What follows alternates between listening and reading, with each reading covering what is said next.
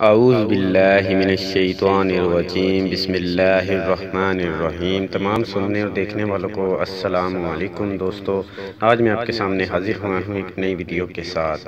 امانت داری اور وفاداری کا ایک دلچسپ قصہ کہ جس میں ایک شخص بنی اسرائیل کے آدمی سے ادھار لیتا ہے اور ایک مدت کے لیے لیتا ہے، اور مدت پوری ہونے کے بعد وہ اس کو ادھار ایک لکڑی کے ذریعے کیسے واپس کرتا ہے۔ یہ جاننے کے لیے ویڈیو کو شروع سے لے کر اینڈ تک ضرور دیکھیں تاکہ آپ کو پورے قصے کی سمجھ آ جائے۔ اور ایک گزارش بھی ہے ان سے کہ جو لوگ چینل پر نئے ہیں وہ چینل کو ضرور سبسکرائب کر لیں اور ساتھ ہی بیل آئیکن پر بھی کلک کر لیں تاکہ ایسی مزید ویڈیو آپ تک بآسانی پہنچتی رہے۔ اور اگر میری ویڈیو اچھی لگے تو ویڈیو کو لائک کرنا نہ بھولیں اور ویڈیو کو زیادہ سے زیادہ شیئر ضرور کریں، کیونکہ اچھی بات دوسروں تک پہنچانا صدقہ جاریہ ہے۔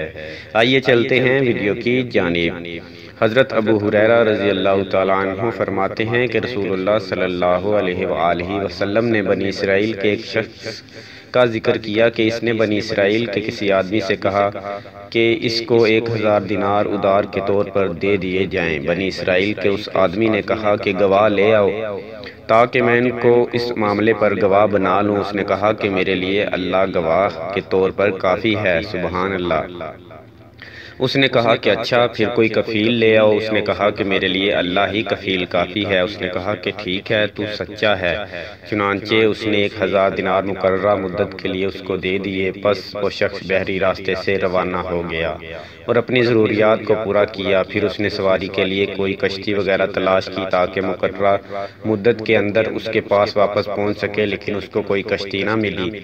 چنانچہ اس نے ایک لکڑی لے کر اس کو چھیلا اور اس کے اندر 1000 دینار رکھ دیے اور ایک رکا بھی اس صاحب کے نام رکھ دیا اور اس جگہ کو برابر کر کے مضبوطی سے بند کر دیا۔ پھر دریا کے کنارے آ کر یہ دعا کی کہ اے اللہ، تو جانتا ہے کہ میں نے فلاں شخص سے 1000 دینار بطور ادھار مانگے تھے۔ اس نے مجھ سے کفیل کا مطالبہ کیا تو میں نے کہا تھا کہ اللہ تعالیٰ ہی میرے لیے کفیل ہیں۔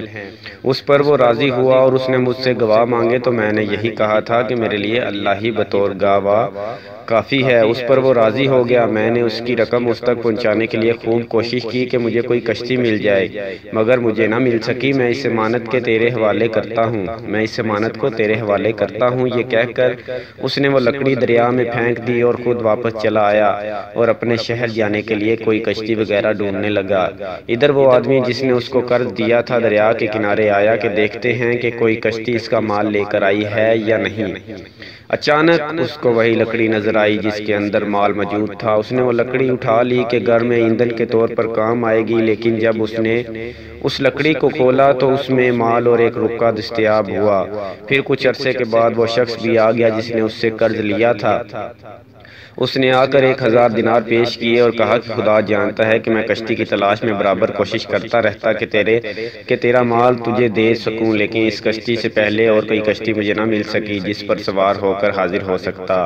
اس نے کہا تو نے میری طرف کوئی چیز بھیجی تھی؟ اس نے جواب دیا کہ میں نے آپ کو بتایا ہے کہ اس کشتی سے پہلے جس میں سوار ہو کر میں آیا ہوں مجھے کوئی کشتی نہیں ملی۔ اس نے کہا کہ تو پھر اللہ تعالیٰ نے تیرا اور قرض ادا کروا دیا ہے تو جو تو نے ایک لکڑی میں رکھ کر بھیجا تھا، لہٰذا تو اپنے یہ 1000 دینار لے اور واپس روانہ ہو جا۔ سبحان اللہ۔ فوائد حدیث معلوم ہوا کہ کسی کو ایک مدت کے لیے قرض دینا جائز ہے اور پھر اس کی پوری ادائیگی واجب ہے۔ تمام امور میں اللہ تعالیٰ پر توکل اور بھروسہ کرنا چاہیے۔ بے شک تجارت کی مشروعیت معلوم ہوئی، نیز معلوم ہوا کہ تجارتی معاملات زمانہ قدیم سے چلے آ رہے ہیں اور تجارت کی غرض سے ادھار لینا بھی جائز ہے جبکہ انسان کو یقین ہو کہ وہ اس کو ادا کر سکے گا۔ ثابت ہوا کہ بنی اسرائیل کے واقعات بیان کرنا جائز ہے کیونکہ ان واقعات سے وعظ و عبرت کا سبق حاصل ہوتا ہے۔ سمندر اور دریا میں تجارت کرنا اور بحری سفر کرنا جائز ہے۔ انسان کو چاہیے کہ امانت و دیانت، صداقت اور خوف خدا جیسی صفات حمیدہ سے اپنے آپ کو آراستہ کرے۔ کاتب پہلے اپنا ذکر کرے۔ قرض اور ادھار کے معاملے میں گواہ اور کفیل کا مطالبہ کرنا بھی جائز ہے۔ کم قیمت اشیاء جیسے لکڑی، کوڑا وغیرہ کہیں پڑا ہوا ملے تو اس کو اٹھا لینا اور اس سے فائدہ اٹھانا بھی جائز ہے۔ اولیاء کرام کی کرامات کا اسباب ساتھ ہوا، جیسے اس حدیث میں ایک لکڑی جو سونے سے بھری ہوئی تھی متعینہ جگہ پر بحفاظت پہنچی اور صرف اس کے مالک نے اس کو وصول کیا۔ یہ امر بھی خوراک کی عادت میں سے ہے۔ سبحان اللہ۔ تو ہم آج لوگ کیا کر رہے ہیں، ادار لے کے ہی بھول جاتے ہیں کہ ہم نے کسی سے ادار لیا، اور اس کو بعد جس سے لیا ہوتا ہے اس کو دیتے ہی نہیں ہیں ادار۔ تو دوستو، آپ کو یہ ویڈیو اچھی لگی ہو تو ویڈیو کو شیئر ضرور کیجیے گا، دوستوں کے ساتھ شیئر ضرور کیجیے گا، اور جن لوگوں نے ابھی تک میرے چینل کو سبسکرائب نہیں کیا پلیز میرے چینل کو ضرور سبسکرائب کر لیں۔ نیکسٹ ویڈیو تک کے لیے اللہ حافظ، اپنا خیال رکھیے گا۔